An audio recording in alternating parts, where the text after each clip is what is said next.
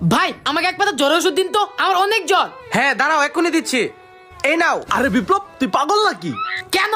ডক্টরের প্রেসক্রিপশন ছাড়া ওষুধ খেতে নেই। চল তোকে এক্ষুনি ডাক্তারের কাছে নিয়ে যাই। বলুন কি সমস্যা? ডক্টর সাহেব। থামুন, রুগীকে ও ওকে বলতে বলুন। আপনি তো নাক গলান কেন? ডক্টর সাহেব আমার অনেক জ্বর। কোনো সমস্যা নেই, আমি ওষুধ লিখে দিচ্ছি, একদম ভালো হয়ে যাবে। এই নিন, আর 500 টাকা দেন। 500 টাকা? হ্যাঁ দাও। জ্বরের জন্য আমার 500 টাকা চলে গেল। ডক্টর সাহেব আমরা তাহলে এখন আসি। এই তো আমরা তোর প্রেসক্রিপশন পেয়ে গিয়েছি, এখন ফার্মাসি থেকে ওষুধ নিব, চল। ভাই এই প্রেসক্রিপশনে যা ওষুধটা লেখা আছে ওই ওষুধটা ফটাফট আমাদেরকে দিয়ে দিন।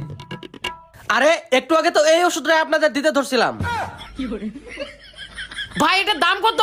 20 টাকা। মাত্র 20 টাকা?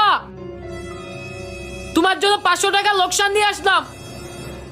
বেশি বুঝলে যা হয় আর কি। দাও এখন আমার 500 টাকা দাও।